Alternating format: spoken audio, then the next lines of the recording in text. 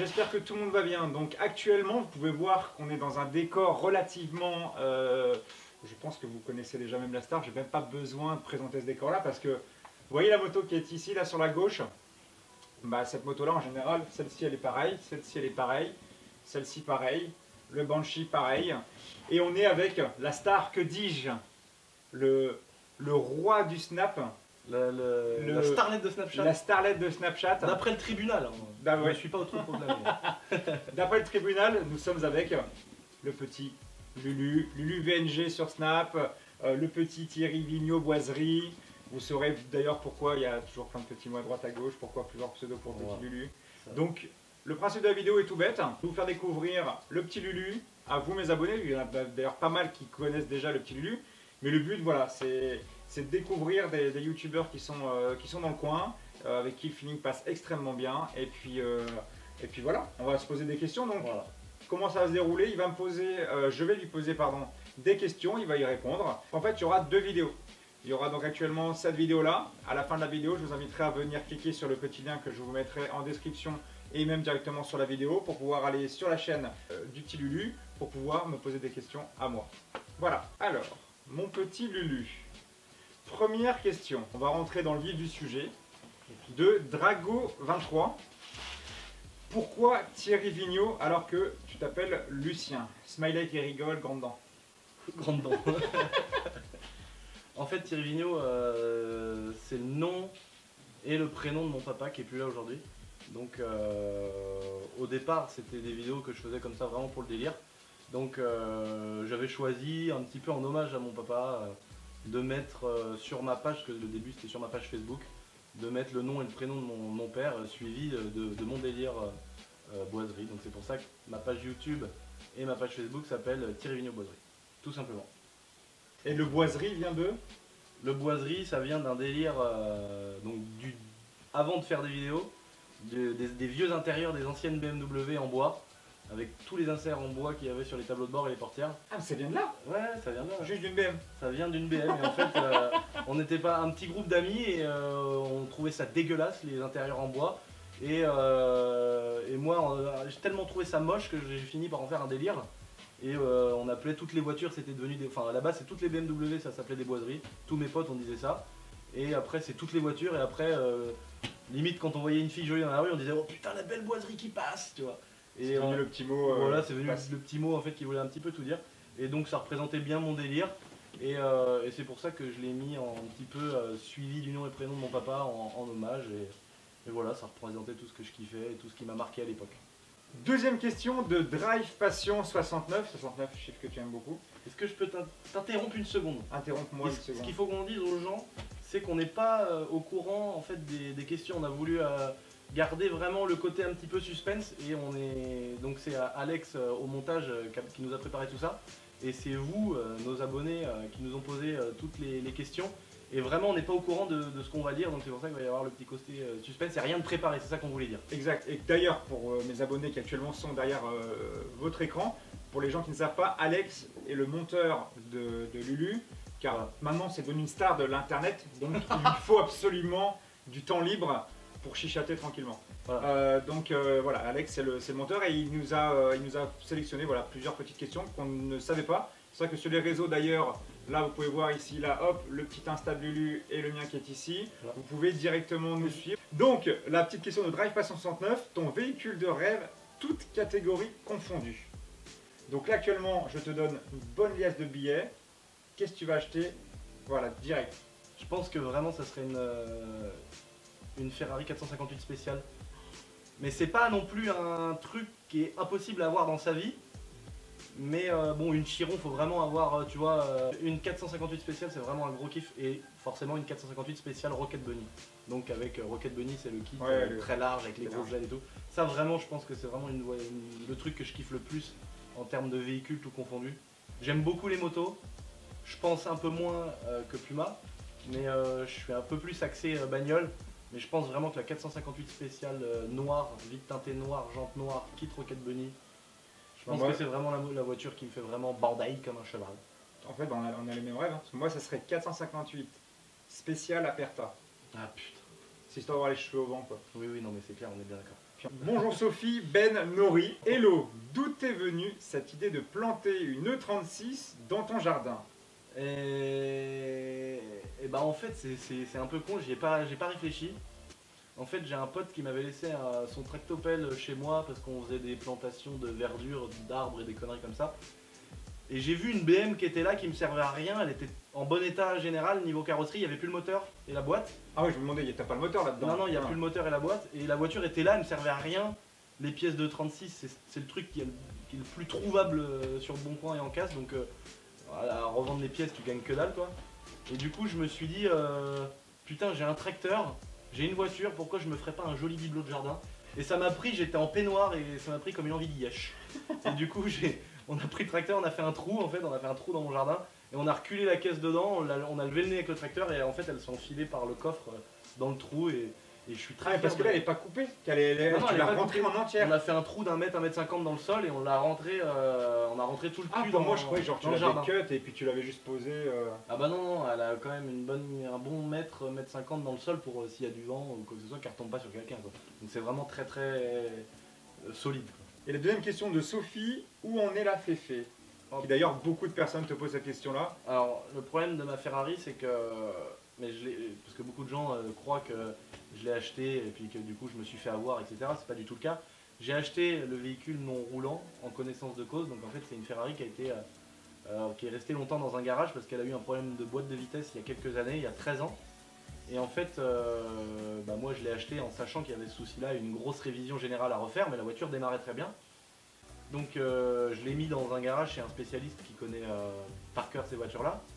Et le gros problème c'est qu'en fait Ferrari ne fournit plus les pièces. Donc même le filtre à huile, c'est plus possible de le trouver. Et donc on a mis en route la voiture, etc. On a vraiment localisé le problème de boîte de vitesse, donc qui était le pignon de boîte de la vitesse numéro 2. Et Ferrari ne fait plus ce pignon, donc on a été obligé de le faire fabriquer en Suisse. Mais il faut qu'il aille dans un autre pays pour se faire traiter, donc il y a un traitement spécifique pour que le métal soit vraiment résistant. Parce que c'est le défaut des Testarossa, des Ferrari Testarossa, c'est le pignon deuxième qui lâche. Donc on a envoyé le premier pignon et le deuxième, parce que forcément celui d'en face qui n'est pas cassé, il faut le changer aussi, ce qu'il est marqué. Et une fois qu'il va être fait en Suisse, qu'il sera envoyé dans un autre pays pour être traité, il faut qu'il revienne en Suisse pour être rectifié après le traitement. C'est pour ça que c'est si long en fait. C'est pour ça que c'est si long, et après ça va revenir en France au garage où ils vont pouvoir remonter la voiture et le reste, parce qu'il y a une grosse révision générale, donc tout ce qui est cylinder block, réfection des freins, les durites, les pneus, distribution, bougie, enfin tout le bazar quoi. Donc c'est pour ça que c'est très long en fait. Mais là on est à 3 semaines du jour J. Et sachez que c'est Lord Puma qui aura l'honneur de faire la première vidéo et qui dévoilera le son et les caractéristiques en détail de la voiture. C'est vrai que je remercie le petit Lulu parce que bon, vous me connaissez plus pour les essais moto, les essais voitures, j'essaye doucement de faire quelque chose de sympa à côté. Mais c'est vrai qu'en voiture, je me suis dit, bon, je teste que des trucs vraiment sympas. La moto, je peux essayer de la Brel à 400 € comme à 50 000 € et pour tous les motards. Par contre, en voiture, je me suis décidé de me faire plaisir. C'est vrai que j'ai eu la chance d'avoir pas mal de jolis petits bolides sur la chaîne. Et le fait que le petit Lulu me fasse confiance pour venir faire son essai de la Testa, je pense qu'elle chante bien. Ouais, je pense. Elle a une ligne en fait, elle a déjà une ligne Monaco, elle a été achetée à Monaco en 1985 neuve. Et c'est une première main. Et enfin moi je serai la deuxième bien sûr. Et d'origine à Monaco ils proposaient une ligne d'échappement en inox. Donc oui elle chante beaucoup. Je suis arrivé à l'époque avec ma R8 quand je l'ai achetée, qui avait une ligne vide. Et le vendeur m'a dit oui elle fait beaucoup de bruit ta R8 mais c'est rien comparé à la Ferrari. Donc du coup quand on l'a mis en route dans le garage c'était l'enfer. Donc apparemment c'est vraiment, tu fais 100 bornes avec, tu saignes des oreilles, tu mets un casque de moto, c'est vraiment l'enfer apparemment. Mais c'est le délire d'avoir une vieille caisse avec beaucoup de chevaux, un gros moteur, une grosse cylindrée. Donc c'est une voiture à sortir le dimanche. De toute façon, tous les 5000 km c'est 6000 balles de révision, donc c'est pas une voiture qui va rouler beaucoup. Une autre question de Terry FCN. Comment as-tu l'idée de faire la Twingo Tuning? Alors la Twingo Tuning que j'ai fait avec Akram et Ben Joyer, c'est pas moi qui ai eu l'idée. Pour ceux qui connaissent un petit peu la chaîne d'Akram Auger, si tu veux, c'est une histoire avec son monteur où il avait eu un problème de voiture, ils en ont acheté une autre et ils ont récupéré l'ancienne voiture. Du coup, la deuxième ne servait plus à rien, sachant qu'elle avait beaucoup de kilomètres, qu'elle était pas revendable, l'embrayage était mort. Ils voulaient pas en fait arnaquer quelqu'un d'autre, donc ils se sont dit autant en faire un délire. Et là, Akram et Ben Joyer ont pensé à moi, et d'ailleurs ça me fait plaisir, grosse dédicace à vous. Et ils se sont dit pourquoi pas le ramener sur Paris et on fait une dinguerie là-bas. Donc c'est pas mon idée, c'est la leur. Et moi je me suis rendu à Paris pour pouvoir exécuter cette voiture comme il se doit. Qui d'ailleurs, notons-le, vous l'avez retourné. On l'a retourné. Quelle est la seule et unique chose qui a tenu lorsque la voiture s'est retournée? C'est mon aileron C'est tuning en bois. l'aileron tuning en bois. Que j'ai fait un aileron en bois. D'ailleurs si vous intéresse de voir la vidéo complète de A à Z, elle est disponible sur ma chaîne. De toute façon, je la mettrai en description, vous pourrez aller la voir. Elle est disponible et la vidéo de A à Z où on fait vraiment n'importe quoi avec, ça finit chez la police et tout, enfin c'est tout un enfer mais on a bien rigolé, c'est le principal. Une petite question de Christopher EXpert. Salut Lulu, mais où est donc passée la R8? Alors la R8, beaucoup de gens se sont posés pas mal de questions. T'en as beaucoup qui pensent que tu l'as encore. Hein. Beaucoup pensent que je l'ai encore et en fait, mais ça peut se comprendre parce qu'en fait j'ai acheté la Ferrari, j'avais encore la R8. Et du coup beaucoup de gens se sont dit il a acheté la Ferrari en plus de la R8. Et puis du jour au lendemain ils ont vu que je mettais plus en snap etc la R8. En fait j'ai acheté la Ferrari et après j'avais la R8 mais moi je suis pas dans l'optique de mettre tous mes sous dans des grosses voitures. En avoir une c'est déjà exceptionnel, c'est déjà génial et j'en suis super heureux. Et du coup par principe et aussi financièrement je l'ai revendue parce que j'ai fait pas mal de travaux dans la maison à ma mère et dans mon appartement. Et il y a également une grosse facture pour la Ferrari et c'est pour ça que j'ai revendu la R8 pour pas trop être obligé de ressortir de l'argent qui n'était pas qui était pas par rapport aux voitures. Donc c'est pour ça que je l'ai revendu pour faire tous ces petits projets là qui étaient la maison à ma mère, mon appartement et la grosse révision de la Ferrari.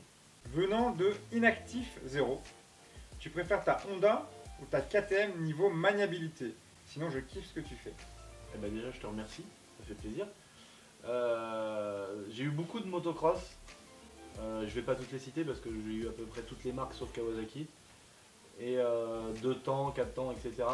Et vraiment la Honda, la CRF 450 2018 pour moi c'est la meilleure bécane, sachant que je suis plus sur la route que sur le terrain, ça faut le dire.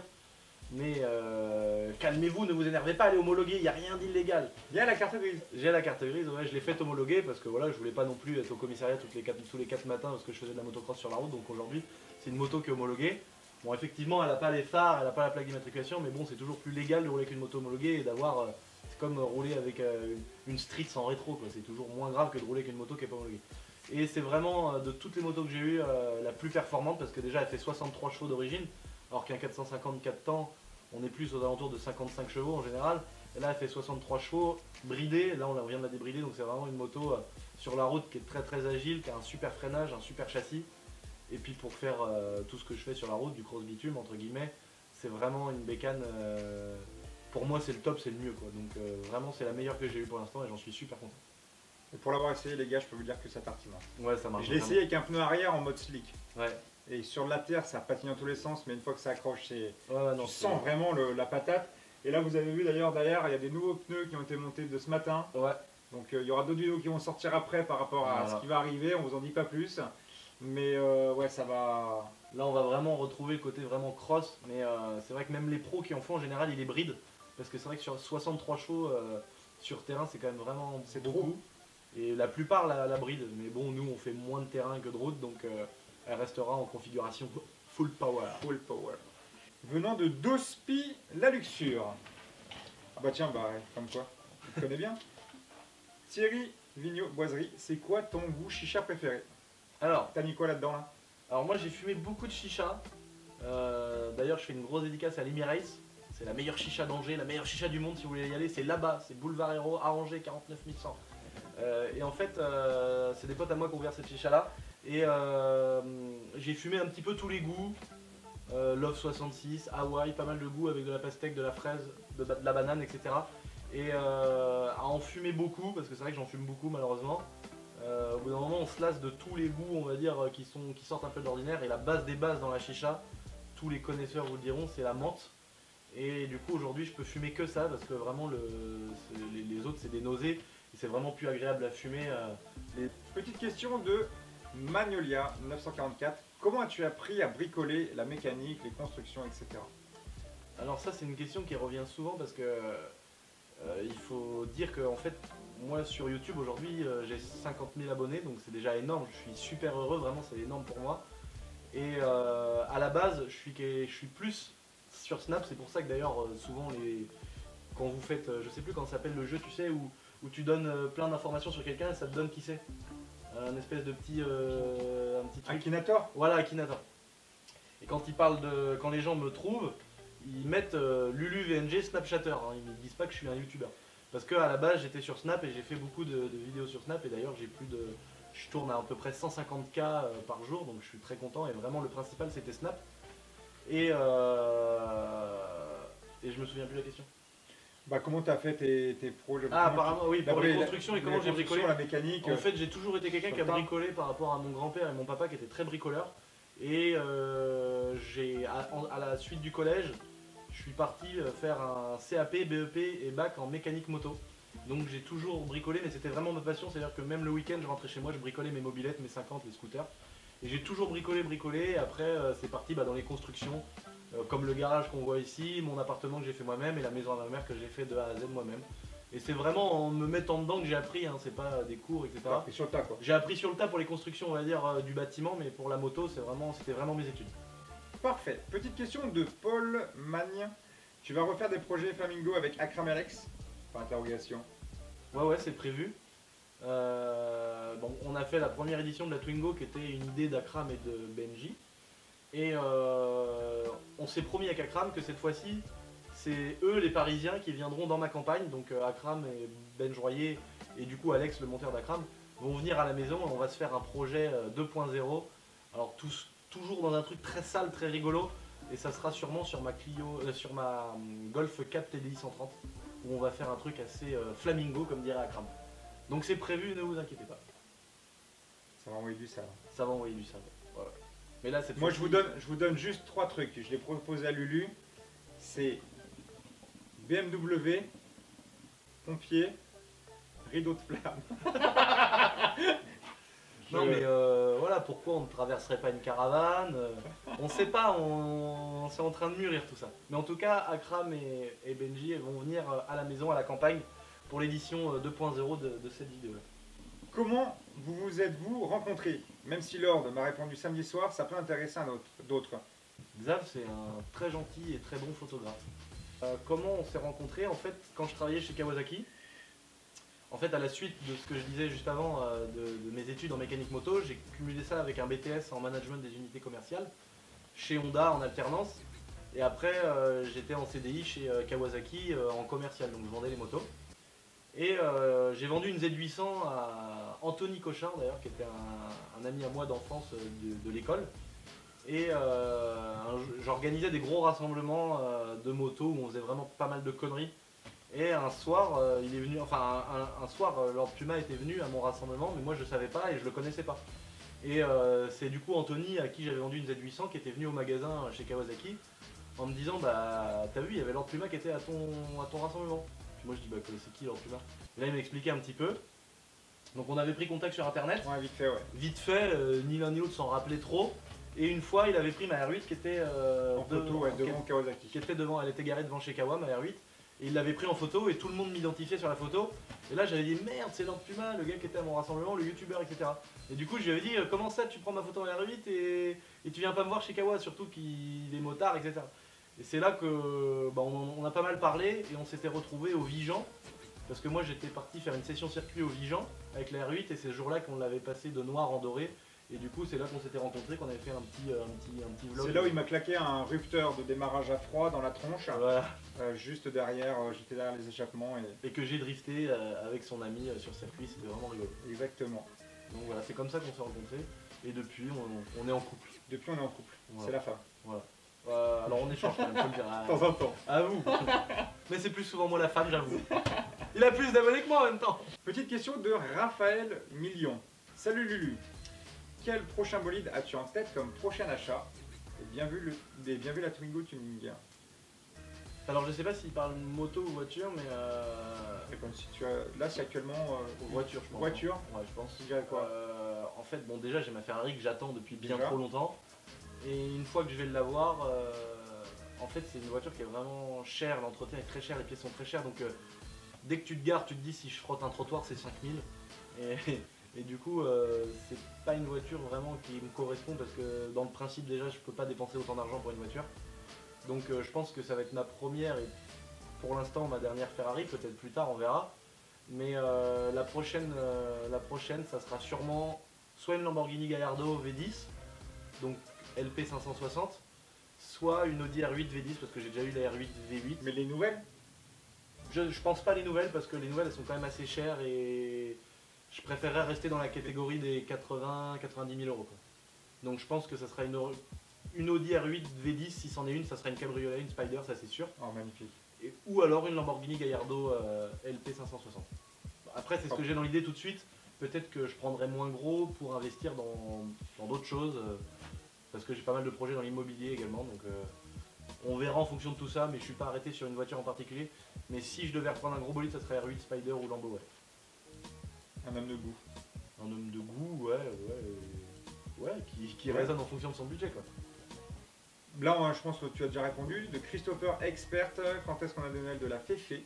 Ouais, j'ai répondu tout Ça, à l'heure. on Du a coup, déjà répondu. vous aurez des nouvelles, il y aura une vidéo sur la chaîne de Lord Puma, je ferai pas mal de snaps, de choses sur Instagram, etc. Et ça va être dans un petit, dans un bon mois, ça sera sûr qu'elle sera à la maison, quoi. Donc voilà.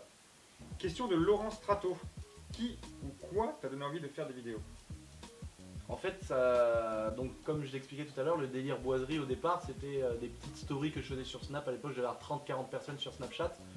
Et j'ai un pote qui s'appelle Baptiste Da Silva, d'ailleurs je te fais un gros bisou, qui me disait, mais mec, je regarde au boulot les midis tous tes snaps et tous mes collègues ils viennent regarder les snaps sur mon téléphone parce que du coup voilà, t'es en privé, t'es pas en public et tout le monde voudrait t'ajouter sur Snap mais t'ajoutes pas les gens, etc. Et fais quelque chose public et il me rabâchait ça pendant des mois et des mois, il me disait mets en public, ça va faire rigoler d'autres gens, arrête de faire le radin et de garder ça pour nous, partage un peu le délire. Et donc ça, grâce à lui ou à cause, je sais pas, que j'ai ouvert cette page Facebook Thierry Vigneault Boiserie où j'ai commencé à faire pas mal de vidéos et c'est comme ça que ça a pris de l'ampleur et bien plus sur Snapchat que sur les autres réseaux.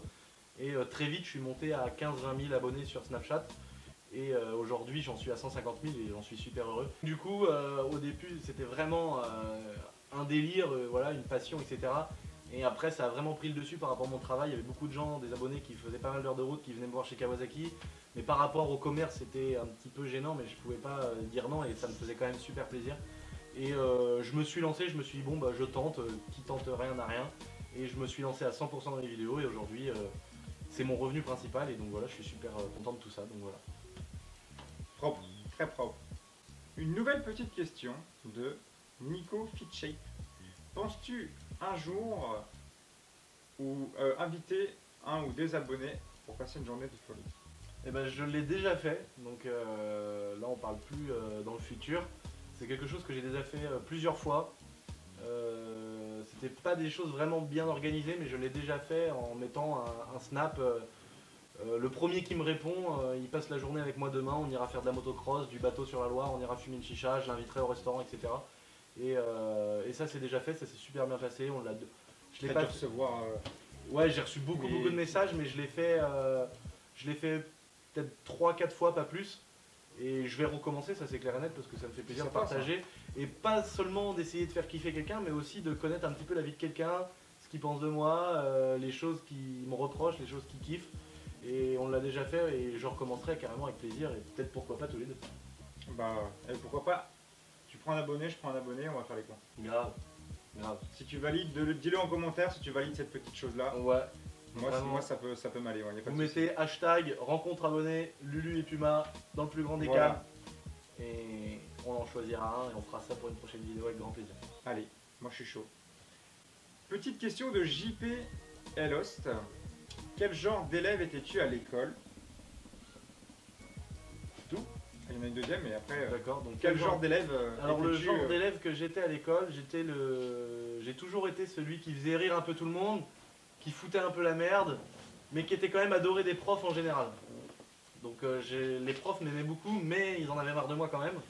Mais ils savaient que j'étais quelqu'un qui n'était pas un relou, qui n'était pas un voleur, voilà. Mais c'est vrai que des fois je faisais toujours des conneries, des blagues en classe. J'ai animé un petit peu la galerie, ça a toujours été ça. Mais en contrepartie, j'avais pas des super bonnes notes, mais toute ma vie, pendant tout mon cursus scolaire, j'ai toujours tourné entre 11, 12 de moyenne générale. J'ai jamais été au-dessus des 14, 15, 16, mais j'ai toujours tourné entre les 11, 12, 13 de moyenne. Donc je m'en suis toujours sorti pas trop mal à l'école, mais c'était pas ouf, mais c'était pas merdique. Mais voilà, toujours en faisant- T'étais dans la moyenne quoi. J'étais dans la moyenne, mais la moyenne plutôt basse, mais plutôt en train de faire rigoler, de m'amuser, de beaucoup discuter. Mais j'étais pas quelqu'un qui se faisait coller tous les 4 matins, mais en général les profs m'aimaient bien quand même. Parfait. À part 2-3 connards. Il y en a partout, il y en a partout. Une autre question d'ailleurs de toujours JP qui n'a rien à voir. As-tu peur de la mort? Je trouve que c'est dommage de poser cette question-là parce que c'est-à-dire que je retranscris dans mes vidéos et mes snaps le fait de pouvoir mourir. Donc déjà, je trouve pas ça super cool comme question, mais j'ai pas vraiment peur de la mort parce que beaucoup de gens pensent que ce que je fais en moto sur la route, c'est vrai que des fois je mets pas de casque et d'ailleurs je regrette et j'essaye vraiment pas d'inciter les gens à le faire parce que c'est très con. Mais j'ai pas peur de la mort, sachant que beaucoup de gens pensent que ce que je fais, je prends beaucoup de risques, etc. Mais je vais pas essayer des choses que je sais pas faire en fait. Si je fais des wheelings, si je lâche une main sur l'autoroute en roue arrière, alors effectivement, on est bien d'accord qu'il y a le facteur, il y a une voiture qui peut me couper la route, atterrir sur un nid de poule, etc. Mais les choses que je fais, c'est que des choses que je sais faire et vraiment à 200%. Et je vais pas m'amuser pour animer la galerie ou pour montrer que je sais faire quoi que ce soit, me lancer dans des défis, à frotter la route ou des trucs comme ça. Par exemple, aujourd'hui, il y a quelque chose que j'aimerais bien savoir faire, c'est faire un wheeling et lâcher les deux mains en wheeling. Aujourd'hui, je sais pas le faire et c'est quelque chose que je vais m'entraîner à faire et jamais je le ferai sur la route sans le maîtriser à 200% dans un champ avec une dorsale, des gants, etc. J'ai toujours fait comme ça, par exemple, pour faire la première bavette et frotter le garde-bois à ma moto.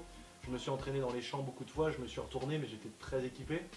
Et aujourd'hui, si je me permets de le faire de temps en temps en claquette et sans casque, c'est uniquement parce que je maîtrise vraiment le truc et je connais bien ma moto, quoi. Je suis pas là pour dire je fais ça, je suis fort, machin. Vraiment, je fais les choses que je sais faire en les maîtrisant et je prends pas de risque, quoi. Je suis très attentif sur la route malgré que c'est pas forcément ce qu'on croit quand on voit mes vidéos. Donc, j'ai pas vraiment peur de la mort, non. TDS ou char d'assaut? Alors là, Parce que Alors finalement là, la TDS on peut quand même la mettre comme un char d'assaut. c'est une question très dure. J'ai cherché longtemps un char d'assaut. Donc c'est quelqu'un qui donne suivre sur Snap. J'ai cherché longtemps un char d'assaut, mais c'est très très difficile de s'en procurer un. Tu veux que je dise quelque chose? Ouais, J'en ai trouvé un. sérieux. Je te dis pas encore Qui quand. tourne, qui roule. Qui roule, qui tourne. Ah, mon gars, je l'achète direct. Et j'en dis pas plus, mais il y aura une vidéo et puis bah, si tu voudras venir, je t'invite. Ah bah grave, alors là mec, tu vas me faire Je t'en mal. dirai en caméra, je veux pas. Ouais, non mais vraiment je suis chaud, mais j'ai vraiment envie d'acheter un char pour le délire de défoncer des bagnoles, couper des arbres et tout. Mais Oui. la question TDS ou char d'assaut, elle est vraiment difficile parce qu'un TDS, c'est une des voitures qui procure le plus de sensations. Parce que moi j'en ai une TDS qui est vidée, donc une TDS, on parle d'une série 3 BMW TDS des années 90, 143 chevaux, 6 cylindres diesel. Et elle est vidée, il n'y a plus rien dedans, elle est vide, elle est reprogrammée, pont soudé, etc. Et c'est une voiture dans les chemins où tu as beaucoup plus de sensations que dans une Audi R8 ou dans une Ferrari, quoi. Donc le choix il est difficile à faire, mais Et là, si j'avais les moyens, tu dois je prendrais les deux. Donc on dit, au pire, le char d'assaut sur la TDS. Le char d'assaut sur la TDS, effectivement. Voilà, comme ça au moins. Mais la TDS, de toute façon, ça peut être. Elle va pas se tasser. Ouais, non, elle va Non, pas se passer. c'est tellement solide, c'est impossible. Bah là, de toute façon, la question de Ethan PTLT, dont tu as déjà répondu, tu fais quoi comme boulot? Bah, Avant chez Kawa, maintenant sur Avant Snap. j'étais chez Kawa, j'étais commercial moto. Aujourd'hui je fais toutes mes vidéos. Donc effectivement je vis pas uniquement de YouTube. Mais tout ce qu'il y a autour, les partenariats, les autres réseaux. Et j'ai également d'autres choses perso qui font que j'ai des rentrées d'argent. Petite question de DKTG, alors je sais pas si c'est le même DKTG que je vois sur mes lives Puma et LPG, ma chaîne gaming. DKTG Geeker 92, quelle est ta passion à part la branlette? Quelle est ma passion à part la branlette? Bah, j'aime beaucoup la branlette, donc je pense que c'est une de mes premières passions. Non, mais en vrai, pour répondre un peu plus intelligemment à cette question, j'ai beaucoup de passion. En fait, pas la moto et la voiture, c'est tout ce qui est sport mécanique, toutes les choses à sensation, malgré que je sois quand même une petite tapette et que les sauts en parachute, tout ça, ça me fait assez peur. Toi aussi? Ouais. Ah, moi non plus. Mais vraiment, le modélisme, hein, comme on peut voir ici, les voitures, les avions de modélisme, La motocross, la voiture, un tracteur, ça me fait kiffer par exemple. J'ai aussi la passion de la maison parce que maintenant que j'ai ma maison, j'aime beaucoup rénover, faire des jardins, fabriquer ma piscine, fabriquer mon propre bassin, mon propre hangar pour mes voitures, tout ça, ça fait partie de mes passions. Donc, mais le problème c'est que j'en ai trop, il faudrait que je sois milliardaire et que j'ai 2 vies pour tout faire. Mais j'ai beaucoup trop de passion pour répondre à une question. Un petit peu comme tout le monde. Ouais, je pense. Beaucoup de passion et peu de finances. Après, il y a des gens qui n'ont qu'une passion. Il y en a, c'est que l'airsoft, il y en a, c'est que le modélisme ou que la moto. Moi, le problème, c'est que j'aime tout, donc c'est super emmerdant et ça coûte très cher. Tu m'étonnes. Petite question de Lucas EMR. Depuis quand as-tu commencé la muscu? Est-ce que tu comptes faire une sèche? Et c'était la dernière question. Déjà, t'es un salopard parce que c'est-à-dire que tu me trouves gras. Déjà? Non, mais ça fait à peu près 3-4 ans que je fais de la muscu. En fait, je suis parti de quelqu'un qui était plutôt gras. J'ai été obèse à une époque. Je faisais 106 kg. Et quand depuis l'âge de 14 ans, tu te rends compte que. Il dit obèse, 106 kg. Non, mais 106 kg. J'ai 3 kg de plus de. Non, mais rien à voir. J'étais vraiment. Je faisais 106 kg, je devais avoir 15 ans quoi. Donc, ah oui, à 15 ans, ouais, j'étais d'accord. petit, okay. J'étais très gras, j'étais une grosse bouche, j'avais les yeux en mode chinois et c'était vraiment l'enfer, tu vois bien.